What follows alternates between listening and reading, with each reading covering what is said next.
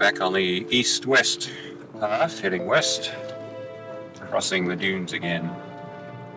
South Australia. First, and we're in South Australia. This is the first dune of the day.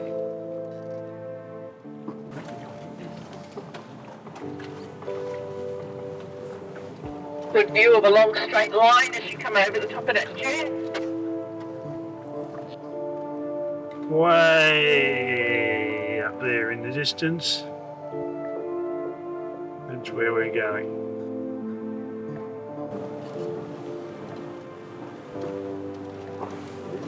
Quite interesting watching the different angles of the vehicles as you come through there, behind or from in front. It's fascinating from back here, I can assure you.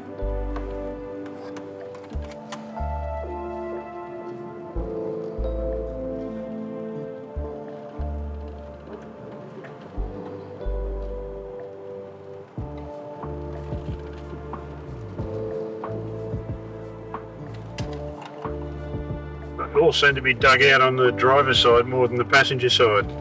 Yep, that's the way the wind's doing at the moment. It just scoops it out. It's all wind erosion, that's all causes it. Thank you.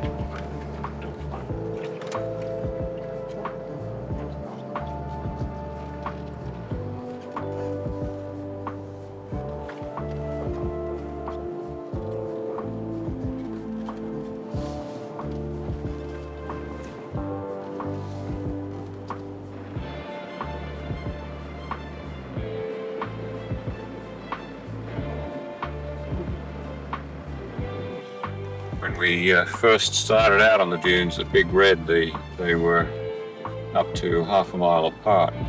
And now, in this section at least, they are... There's a bit to the right when you come up that one. no more than about 20 yards across, continuous, and in some cases very just continuous one to the next.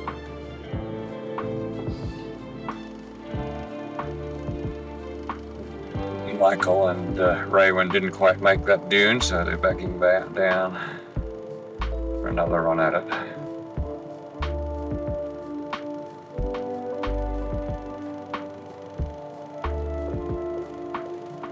First view was top.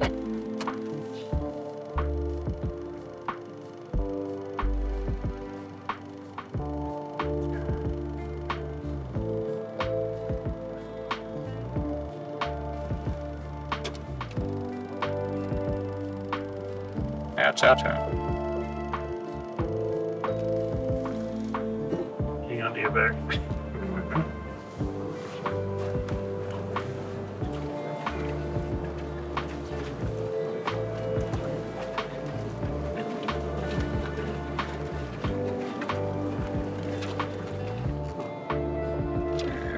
Oh, look, a long flat section. The next one.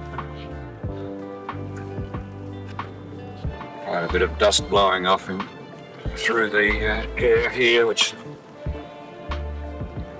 makes it a little hazy.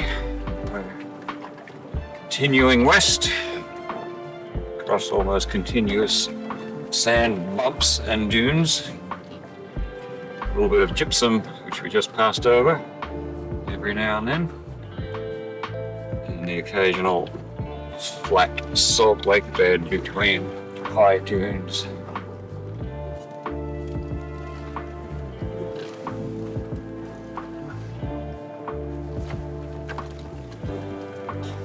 Some of the Crossroad. Oh, and this is a real crossroad out here in the middle of the desert.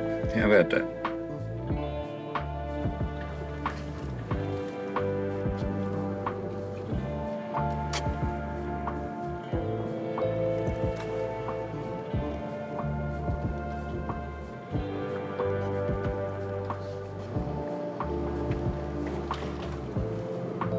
Yeah, I've been trying to hold the camera steady with absorbing all the changes in the car angle, but I'm going to fix it to the ceiling for a minute so that you can see what it's really doing.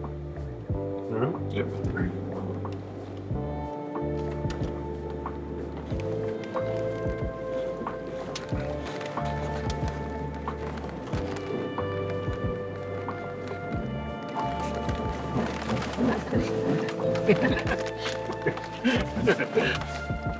Well, end up with a broken camera if I keep that up.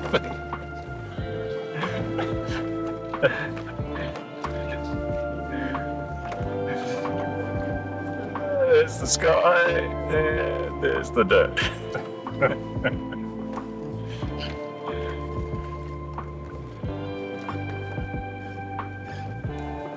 Staring over a fairly rocky gypsum deposit here.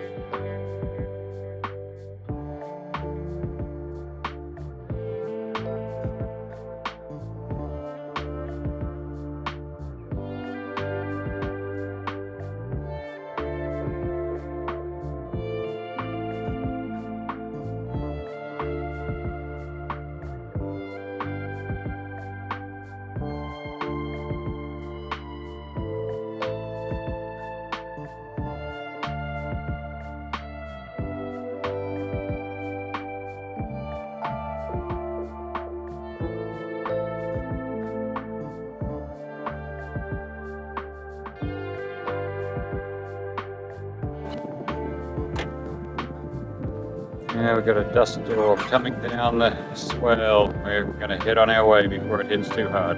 It's Saturday, September 23rd, and we just stopped at the top of that dune for morning coffee. And when we stopped there, it was quite clear all around, but we could see the dust storm way off in the distance. By the time we'd had a cup of coffee and made a couple of pit stops, it was right on us. So we're heading on our way, but we're going to be driving through a lot of dust and sand.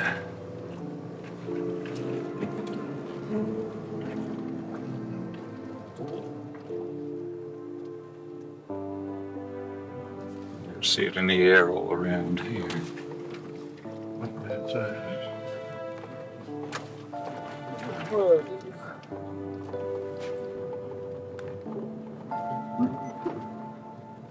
Okay, we're travelling along now, and the storm has really got to us, or caught up to us. Probably won't come out all that clearly, but you can see that the colouring in front of us is more grey than blue, even though it's still a nice sunny day, or it was. This is a dust cover that's coming from the north. It's blowing straight past us.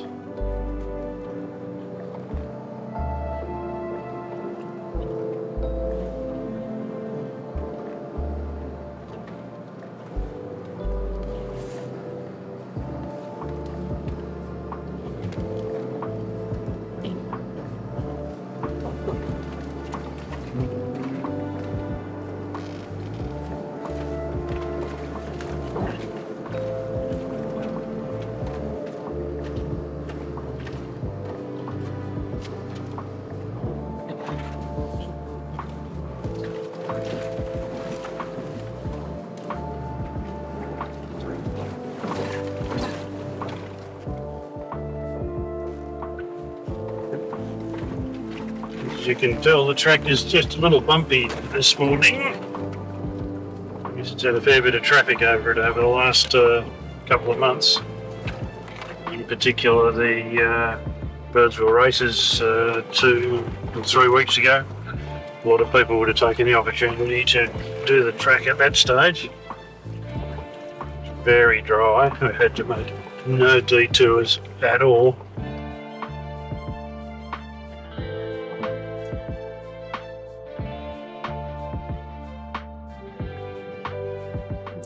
You can see a number of spinifex rings here as you just went past us.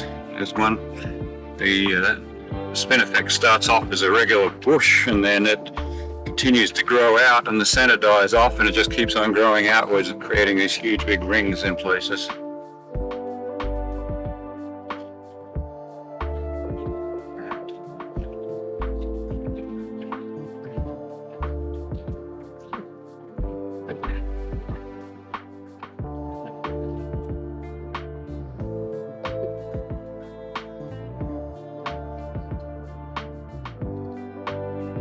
Each time we crest a sand dune, we're not sure what we're going to see on the other side. Every one is a little different. Some have lots of trees, green, some are just all this spindly, dead brush, or dead looking. I guess a lot of it comes to life again when there's rain. But every one is just a little bit different. Occasionally we come across a valley or a swell that's just full of really good sized trees. Those are few and far between. These bright green ones that we see here are acacias. They really stand out from the rest of the landscape.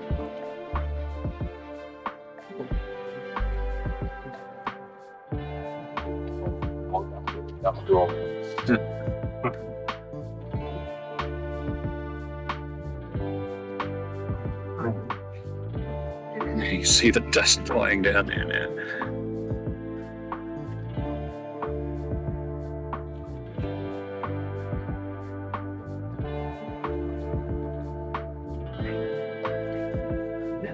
One of the dunes, in fact most of the dunes we've covered this morning, seem to have the trail traversing up at an angle across the dune instead of straight up as most of them were yesterday.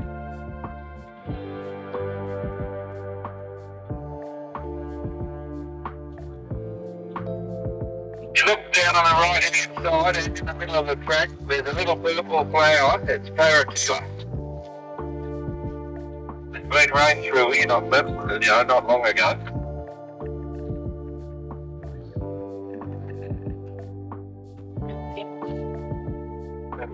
Come over the top there. There's a spinifex ring with little flowers that have caught up in it and opened today. I guess they only open for one day and that's it, then they close again forever.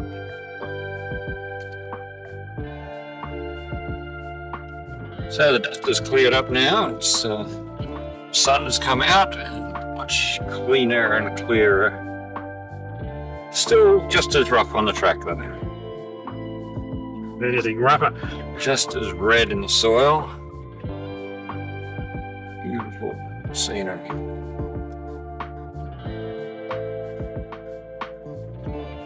Let's see what comes over this next dune. See if there's a nice view. Oh look, it's another dune. See what comes over the next dune.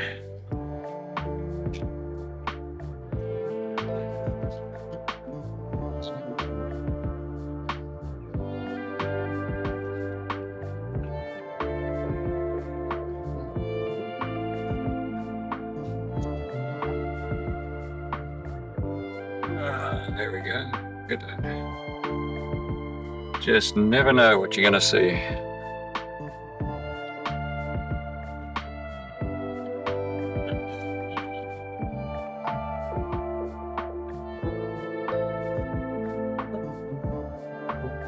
And this one has actual trees.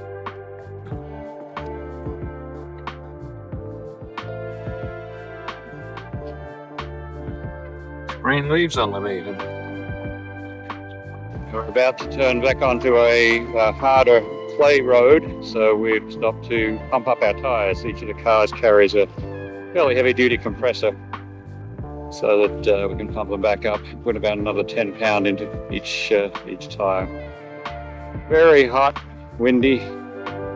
It's got to be well over 100 degrees at the moment. And this is the Circle Road, I think. So it's the French line crossing of Simpson Desert that we've just come from, all the way across from Poeppel Corner, 170 kilometres away, 330 to Birdsville. Back on our way again after putting more air in the tyres. So we took them up from about 14 pounds in the front to 26 and up from 18 in the back to 30 pounds. And the reason being that this road now has a cap of hard clay on it, which was most likely done by the oil exploration company. And it's much faster travelling, No loose sand to speak of, but still they probably have more of the corrugations now because they tend to occur when there's more high-speed travel and on the harder road.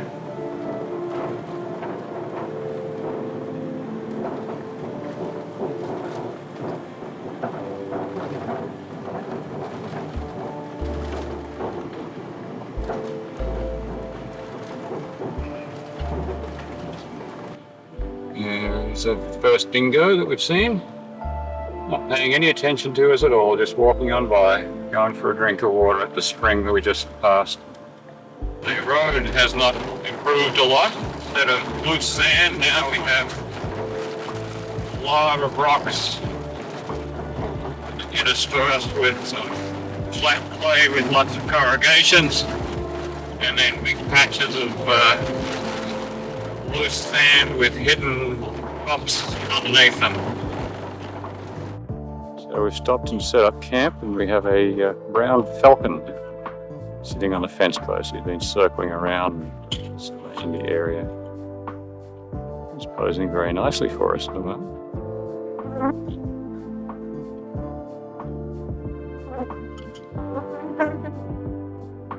And this is Dalhousie Springs, I believe. There's Tony setting up the fireplace.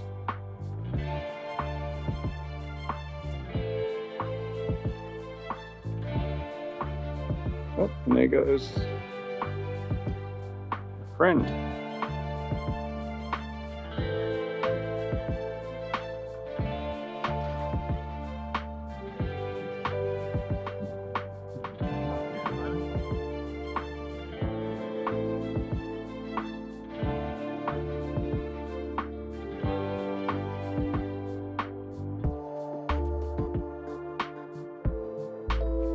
This is the ruins of Dalhousie Homestead that was originally settled here in the hope that they could use the natural springs. They dried up here. This is some distance from the hot springs that we swam in this morning. A lot of date palms here as well. Obviously planted by the original settlers here.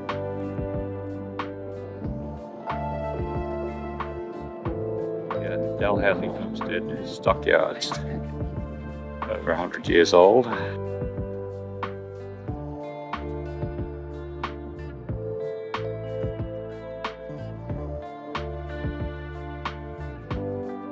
So this is a curly red mulga, Minarichi, which is a member of the acacia family and has a very unique curly bark that just, I guess, just curls off and peels off.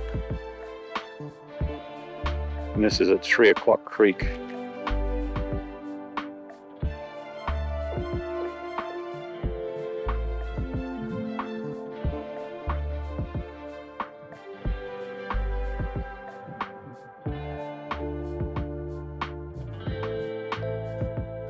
Filling up with water here at one of the bores.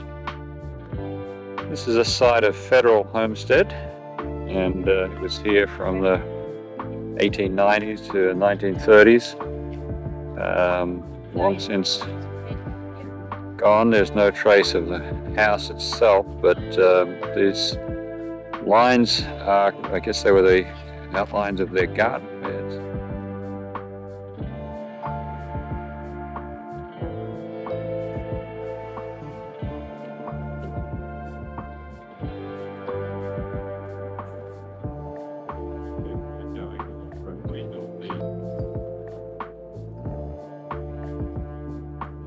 It's right here because it's not good anymore.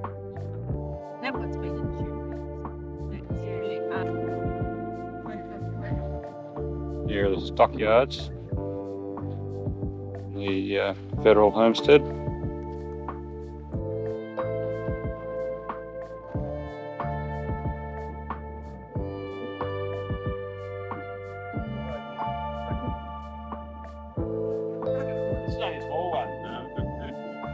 We're walking along here, following our guides through some old areas. And we just noticed that this sign that says buzz off is not really working. Either the flies can't read or the chemicals don't work. Yeah, water hole here. There's some water in this one. There's a glass sitting up in the tree, complaining about my presence.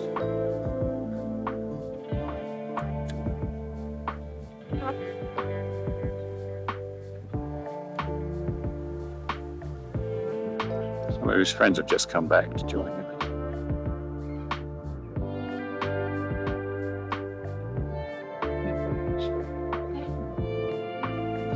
There's a what we believe is a mud-like nest under the roots of this tree, right on the bank of the water hole.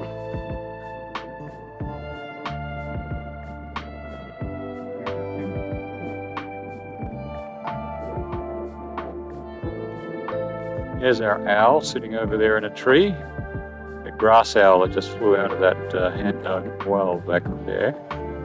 This is the ruins of the Blood Creek homestead. Here he goes. Here he goes.